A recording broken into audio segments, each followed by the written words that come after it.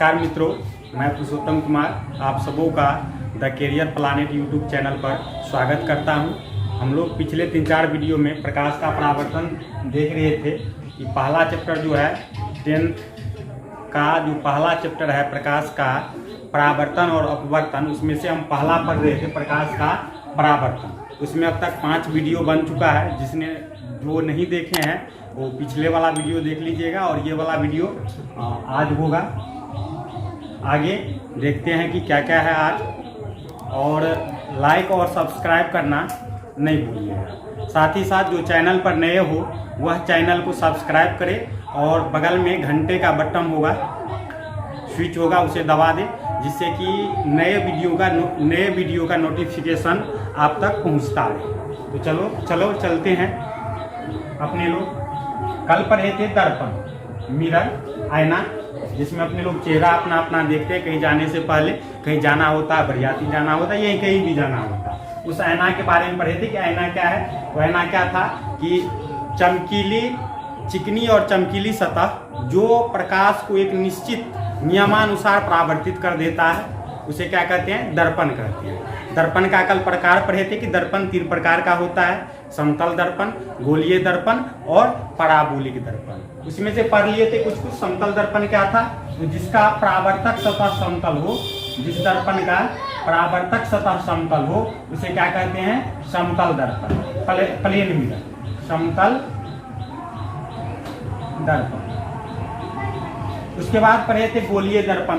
गोलीय दर्पण 2 प्रकार का, गोलीय दर्पण में 2 था, अवतल दर्पण और उत्तल दर्पण। उसके बाद तीसरा था पराबोलिक दर्पण, यानी कि पराबोलिक दर्पण था तीसरा, परवलयिक दर्पण, हिंदी में परवलयिक और इंग्लिश में पराबोलिक दर्पण। तो उसमें हम पहला देख लेते हैं समतल दर्पण। समतल दर्पण में परावर्तन, समतल दर्पण में परावर्तन। बढ़िया से एडजस्ट। समतल दर्पण से परावर्तन, वैसे तो चाहे दर्पण समतल हो या गोलीय हो या परवलयिक हो, सब पे परावर्तन का सेम नियम लगता है। परावर्तन के उसी नियम से क्या होता है, प्रकाश का परावर्तन होता है। ये आया आपतित किरण और इससे इधर हो जाएगा परावर्तित किरण और बीच में अभिलंब। ये आपतन कोण और ये परावर्तन कोण, दोनों क्या होगा, आपस में बराबर होगा। लेकिन इसमें एक विशेष देखना क्या है समतल दर्पण में, तो समतल दर्पण में जो लंबवत किरण आपतित होती है, समतल दर्पण के लंबवत जो किरण आपतित होती है, समतल दर्पण के लंबवत देख लेते हैं थोड़ा सा। समतल दर्पण पे जो किरण लंबवत आपतित होती है, यानी कि 90 डिग्री का कोण बना के आपतित होती है, वह किरण उसी दिशा में वापस लौट जाती है। क्या होता है, तो जो किरण लिख लेंगे यहाँ थोड़ा सा कि समतल दर्पण पर लंबवत पड़ने वाली किरण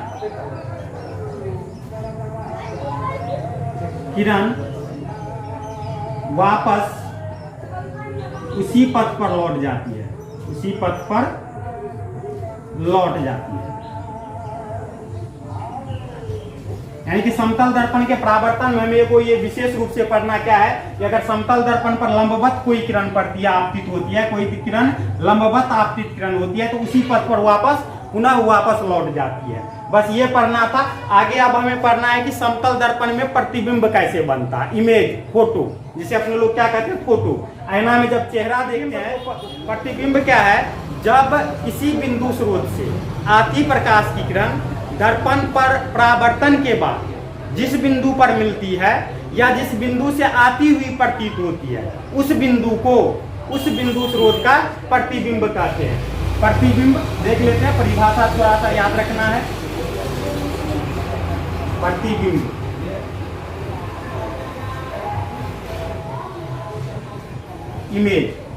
इमेज क्या है, किसी बिंदु स्रोत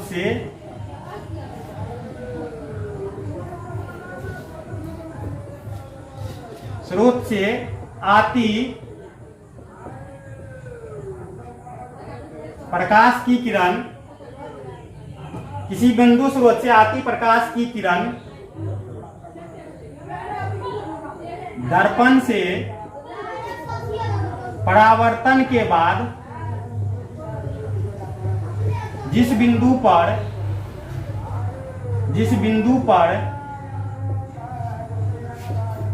बिंदु पर मिलती है या जिस बिंदु से आती हुई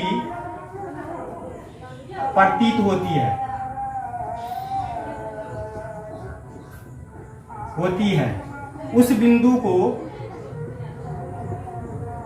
उस बिंदु को बिंदु स्रोत का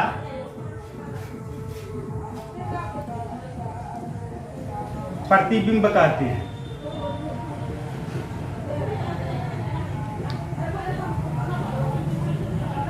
क्या है प्रतिबिंब? तब जब किसी बिंदु स्रोत से आती प्रकाश की किरण दर्पण से परावर्तन के बाद जिस बिंदु पर वास्तव में मिलती है या जिस बिंदु से आती हुई प्रतीत होती है उस बिंदु स्रोत का क्या कहते हैं? प्रतिबिंब कहते हैं। प्रतिबिंब दो प्रकार का होता है।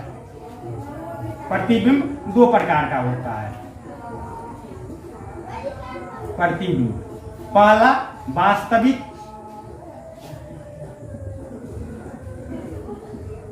वास्तविक प्रतिबिंब और दूसरा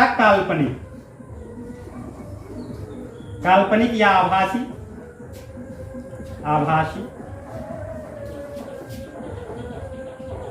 वास्तविक रियल, अंग्रेजी में इंग्लिश में रियल, ये हो गया वर्चुअल। वास्तविक क्या है? तो किसी वास्तविक प्रतिबिंब थोड़ा सा बस समझ लेते हैं, वैसे ही याद हो जाएगा। ठीक है। वास्तविक प्रतिबिंब क्या है? बस थोड़ा सा देख लेते हैं, वैसे ही याद हो जाएगा, याद करने की कोई आवश्यकता नहीं है। वास्तविक प्रतिबिंब क्या है? जब किसी बिंदु स्रोत से आती प्रकाश की किरण दर्पण से परावर्तन के बाद जिस बिंदु पर मिलती है उस बिंदु को वास्तविक प्रतिबिंब कहते हैं। जब बिंदु पर मिलती हुई वास्तव में मिलती है, ठीक ना, तो वह क्या हो जाएगा? वास्तविक प्रतिबिंब। और बिंदु स्रोत से जब आती हुई प्रतीत होती है, इसी को बना लेना है। आती हुई प्रतीत होती है तो उसे उस बिंदु स्रोत का काल्पनिक प्रतिबिंब कहते हैं। तो देख लिए कि प्रतिबिंब क्या होता है। प्रतिबिंब दो प्रकार का होता है, आभासी और काल्पनिक। अब देख लेते हैं कि समतल दर्पण में प्रतिबिंब, पहले एक चित्र के द्वारा देख लेते हैं कि वास्तविक प्रतिबिंब क्या है और आभासी प्रतिबिंब क्या है। दर्पण हम लोग देख चुके हैं, यह है अवतल दर्पण। इस पर कहीं पे वस्तु है, यह हुआ F, ये C, यहां वस्तु है।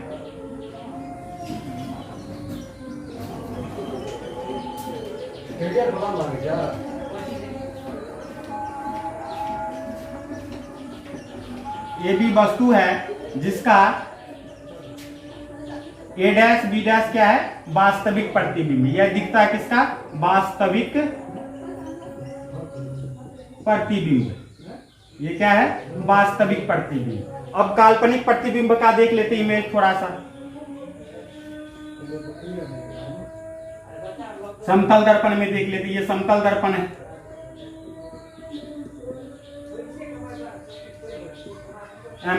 इस पर एक वस्तु यहां रखा हुआ है, यहां से प्रकाश की किरण दर्पण पे पड़ती है और परावर्तन के बाद जब हम इसे देखते हैं, मान लीजिए यहाँ हमारा आंख है हम लोगों का, इसका काल्पनिक प्रतिबिंब दर्पण के पीछे बनता है। ये रहा काल्पनिक प्रतिबिंब। अगर यहाँ O कर ले, ये O हो गया, तो O A डैश इसका काल्पनिक। ये कौन सा प्रतिबिंब हुआ? काल्पनिक प्रतिबिंब।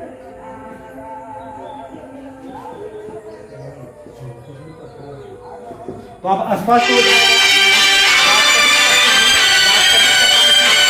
वास्तविक कटान से बनता है और काल्पनिक प्रतिबिंब काल्पनिक कटान से बनता है। ये दोनों चित्र से स्पष्ट हो जाएगा कि वास्तविक प्रतिबिंब क्या है और काल्पनिक प्रतिबिंब क्या है। अब वास्तविक प्रतिबिंब और काल्पनिक प्रतिबिंब में थोड़ा सा अंतर देख लेते हैं कि काल्पनिक प्रतिबिंब क्या है और वास्तविक प्रतिबिंब क्या है।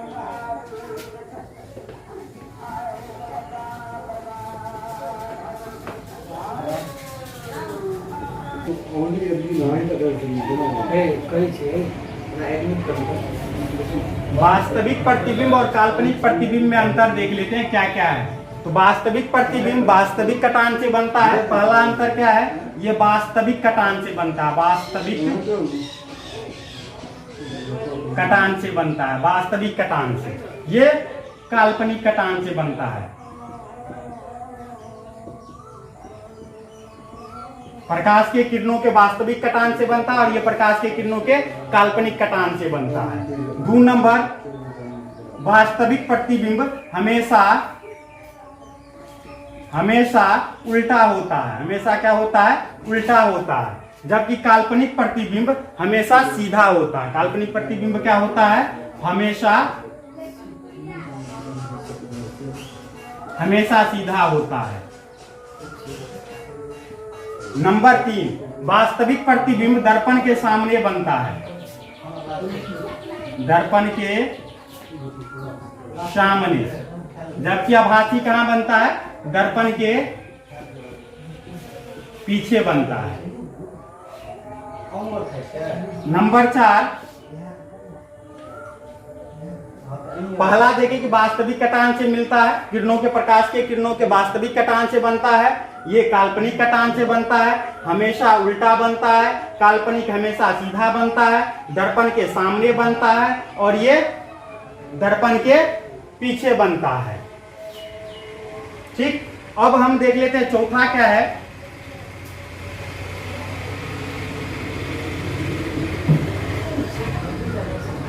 जो वास्तविक कटान से बनता है हमेशा उल्टा, दर्पण के सामने, दर्पण के पीछे, हमेशा सीधा और काल्पनिक कटान से बनता है। चौथा है, इसे हम पर्दे पर प्राप्त कर सकते हैं। पर्दा पर प्राप्त किया जा सकता है। इसे हम पर्दा पर प्राप्त नहीं कर सकते हैं। हम सीधा छोटा छोटा हम लिख दिए, खुद से बना लीजिएगा। क्या है, पहला जो है क्या है, वास्तविक कटान से, यानी कि प्रकाश के किरणों के वास्तविक कटान से बनता है। दूसरा, काल्पनिक में कहेंगे यह प्रकाश के किरणों के काल्पनिक कटान से बनता है। दूसरा पॉइंट, वास्तविक में कहेंगे कि वास्तविक इमेज, वास्तविक प्रतिबिंब हमेशा उल्टा बनता है। जबकि काल्पनिक में क्या कहेंगे कि काल्पनिक प्रतिबिंब हमेशा सीधा बनता है। तीसरा, वास्तविक में कहेंगे कि वास्तविक प्रतिबिंब दर्पण के सामने बनता है, जबकि काल्पनिक प्रतिबिंब दर्पण के पीछे बनता है। चौथा पॉइंट कहेंगे कि वास्तविक प्रतिबिंब को दर्पण पर प्राप्त किया जा सकता है, यानी कि पर्दा पर प्राप्त किया जा सकता है। सॉरी, दर्पण कहा गया, पर्दा पर प्राप्त किया जा सकता है, जबकि काल्पनिक प्रतिबिंब को पर्दा पर प्राप्त नहीं किया जा सकता है। बंद करो थोड़ा।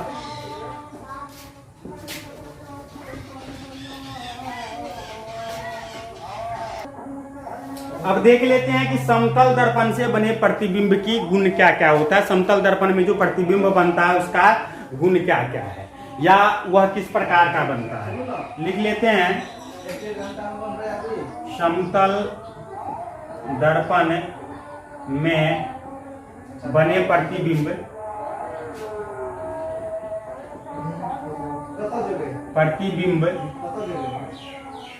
का गुण। समतल दर्पण में बने प्रतिबिंब का गुण, जिसमें से पहला क्या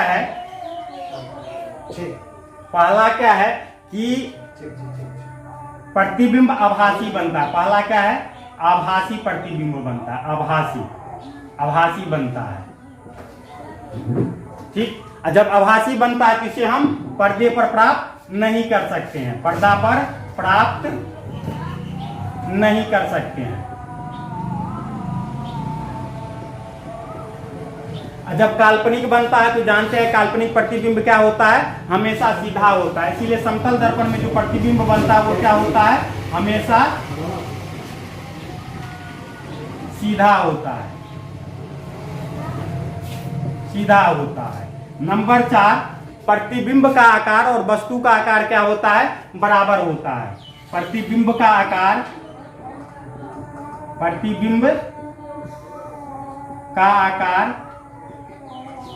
बराबर वस्तु का आकार, यानी कि वस्तु जितना बड़ा होगा प्रतिबिंब भी उतनी ही बड़ा बनेगा। यानी कि प्रतिबिंब का आकार बराबर वस्तु का आकार। प्रतिबिंब, वस्तु जितना बड़ा प्रतिबिंब भी उतना ही बड़ा। वस्तु अगर इस पेन के बराबर, इस स्केल के बराबर है, तो प्रतिबिंब भी इसका समतल दर्पण में इस स्केल के बराबर ही बनेगा। ठीक। पांचवा कि वस्तु की दूरी और प्रतिबिंब की दूरी दर्पण से बराबर होती है। यहां हम लिख लेंगे वस्तु दूरी बराबर प्रतिबिंब की दूरी। वस्तु दूरी बराबर प्रतिबिंब की दूरी। हमने देखा वस्तु दूरी बराबर प्रतिबिंब की दूरी से मतलब है कि दर्पण के सामने जितनी दूर पर वस्तु होगी, दर्पण के सामने जितनी दूर पर वस्तु होगी, प्रतिबिंब दर्पण के पीछे उतनी ही दूरी पर बनेगा। प्रतिबिंब दर्पण के पीछे उतनी ही दूरी पर बनेगा। इसीलिए हमने लिख दिया कि वस्तु की दूरी बराबर है प्रतिबिंब की दूरी। इसमें थोड़ा सा हम सवाल भी देख लेंगे एक आध। पहले देख लेते हैं कि समतल दर्पण में बने प्रतिबिंब का गुण क्या क्या है। पहला, समतल दर्पण में जो प्रतिबिंब बनता है वो क्या होता है, आभासी होता है। नंबर 2, जब आभासी होता है तो इसे हम पर्दा पर प्राप्त नहीं कर सकते हैं। नंबर 3, आभासी हम जानते हैं, अभी इससे पहले पढ़े थे प्रतिबिंब आभासी और काल्पनिक, तो हम जानते हैं कि आभासी प्रतिबिंब क्या होता है, हमेशा सीधा होता। तो याद नहीं रखना, आभासी है तो हमेशा सीधा होगा। तो चौथा, तीसरा लिख दिया, हमेशा सीधा होता है। चौथा क्या है, प्रतिबिंब का आकार वस्तु के आकार के बराबर होता है, यानी कि जितनी ऊंची वस्तु उतनी ही ऊंची प्रतिबिंब। चौथा, 5वां पॉइंट है वस्तु की दूरी और प्रतिबिंब की दूरी बराबर होती है, यानी कि जितनी दूरी पर दर्पण के सामने जितना दूर पर वस्तु होगा उसका प्रतिबिंब, उसका फोटो उतनी ही दूरी पे दर्पण के पीछे बनेगा। एक 6वां पॉइंट और लिख लो, याद आ गया कि समतल दर्पण में पार्श्व विपरिवर्तन दिखाता। समतल दर्पण क्या दिखाता है,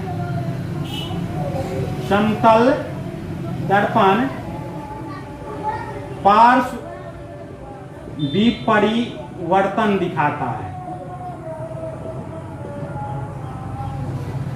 क्या दिखाता है समतल दर्पण, तो समतल दर्पण पार्श्व विपरिवर्तन। ये पार्श्व अब कहेगा कि ये पार्श्व विपरिवर्तन क्या है, ये पार्श्व विपरिवर्तन क्या है। तो इसे हम जान लेते हैं कि पार्श्व विपरिवर्तन क्या है।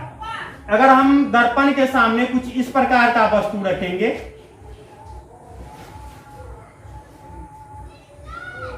पी आकार का, तो इसका हमें समतल दर्पण में जो इमेज मिलेगा कुछ ऐसे मिलेगा। इसमें खाली ऊपर उल्टा नहीं होता है, उसका आंशिक परिवर्तन होता है। यानी कि अगर हम अपना चेहरा देखेंगे समतल दर्पण में तो दायां कान बायां दिखता है और बायां कान दायां दिखता है, बायां कान दायां और दायां कान बायां दिखता है। दायां हाथ लगता है बायां हाथ है और बायां हाथ लगता है दायां हाथ है। यानी क्या दिखाता है, पार्श्व परिवर्तन, विपरिवर्तन, यानी कि आंशिक परिवर्तन दिखाता है। ठीक, यानी अगर हम, ये क्या होता है, तल के साथ वर्टिकल रेखा में क्या होता है, 180 डिग्री घूम जाता है। वर्टिकल रेखा में ऐसे ऐसे 180 डिग्री घूम जाता है, इसकी ओर है तो इस ओर हो जाता है। तो 5वां 6वां पॉइंट याद रखना है कि समतल दर्पण क्या दिखाता है, पार्श्व विपरिवर्तन दिखाता है।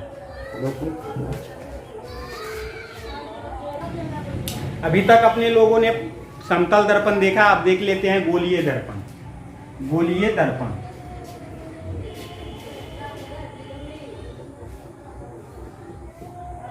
गोलीय दर्पण, गोलीय दर्पण क्या है, कल अपने लोग पढ़े थे कि जिस दर्पण का परावर्तक सतह गोलीय है उसे हम गोलीय दर्पण कहते हैं। जिस दर्पण का परावर्तक सतह क्या है, गोलीय है, उसे हम गोलीय दर्पण कहते हैं। या दूसरी अर्थी में कह लें तो गोलीय दर्पण एक खोखले गोले का एक भाग होता है जिसका एक भाग रचित करके बनाया गया होता है। ये रहा खोखला गोला, इसका एक भाग हम क्या करते हैं, रचित कर दिए, तो ये क्या बन गया, एक दर्पण बन गया। ठीक, तो हम कल पढ़े थे कि गोलीय दर्पण, कल हम पढ़े थे अपने लोग कि गोलीय दर्पण 2 प्रकार का होता है। एक होता है समतल और दूसरा होता, एक होता है अवतल और दूसरा होता है समतल। तो दोनों अलग अलग देख लेते हैं। समतल क्या है, अवतल क्या है और उत्तल क्या है। अवतल दर्पण क्या है और उत्तल दर्पण क्या है। ये वाला जो दर्पण दिख रहा है ये अवतल दर्पण है, और ये वाला जो दिख रहा है ये है उत्तल दर्पण। उत्तल दर्पण अब देखने से इसका परिभाषा मिल जाएगा कि जिस दर्पण का परावर्तक सतह, जिस दर्पण का परावर्तक सतह धंसा हुआ हो, जिस दर्पण का परावर्तक सतह धंसा हुआ हो उसे हम क्या कहेंगे, अवतल दर्पण। और जिस दर्पण का परावर्तक सतह उठा हुआ हो, उभरा हुआ हो, उस दर्पण को क्या कहेंगे, उत्तल दर्पण। उत्तल जिसका तल उठा हुआ हो, अवतल जिसका तल धंसा हुआ हो। कौन सा, परावर्तक सतह। ठीक, एक में नीचे की ओर जो धंसा हुआ भाग है उधर स्थित किया हुआ है, किसमें, उत्तल दर्पण में, और अवतल दर्पण में जिसका बाहरी भाग उठा हुआ उभरा हुआ भाग स्थित किया हो। तो परिभाषा याद करने की, वैसे लिखने की कोई आवश्यकता नहीं है, इसे याद रखो, इसे चित्र को ध्यान में रखो और अपने आप आ जाएगा। क्या है, जिस दर्पण का परावर्तक सतह धंसा हुआ हो उसे अवतल दर्पण कहेंगे, जिस दर्पण का परावर्तक सतह उभरा हुआ हो उसे उत्तल दर्पण कहेंगे। अब इस दर्पण में कि इमेज कैसे बनता है, प्रतिबिंब कैसे बनता है, उसे जानने से पहले हमें कुछ पदों को जानना होगा, कुछ बिंदुओं को समझना होगा, उसके बाद इसमें कैसे प्रतिबिंब बनता है वह जान पाएंगे। तो थोड़ा सा देख लेते हैं।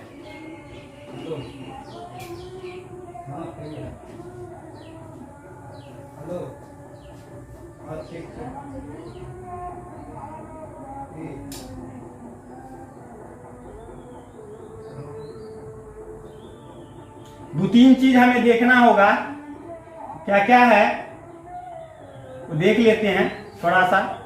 दोनों दर्पण है। सबसे पहले हमें देखना है वक्रता केंद्र। क्या देखना है, वक्रता केंद्र। वक्रता केंद्र, सेंटर ऑफ कर्वेचर। अंग्रेजी इंग्लिश में क्या कहेंगे इसे,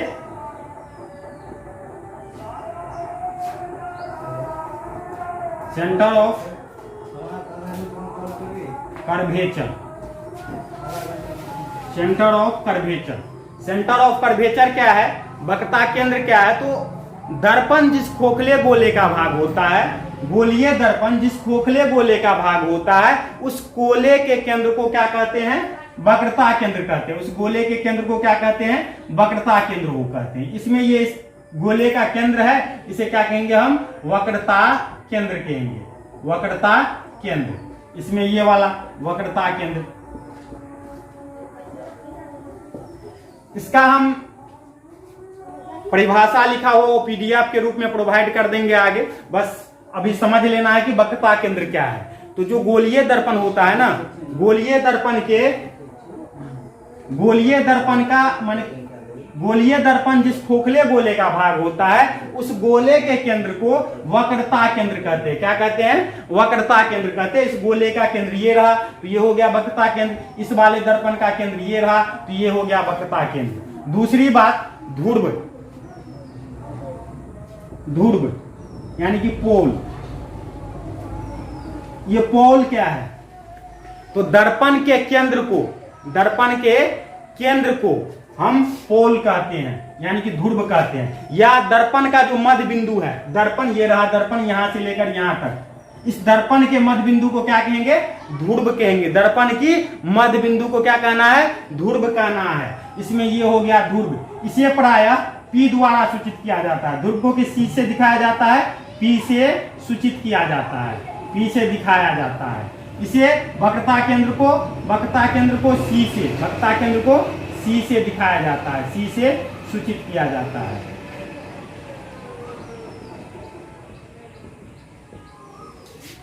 ध्रुव हो गया, यानी कि दर्पण के मध्य बिंदु को, दर्पण के मध्य बिंदु को या दर्पण के केंद्र को क्या कहते हैं, ध्रुव कहते हैं, पोल कहते हैं। अब तीसरी चीज है प्रधान अक्ष। तीसरी चीज एक क्या है, प्रधान अक्ष। यहां लिख लेते हैं प्रधान अक्ष।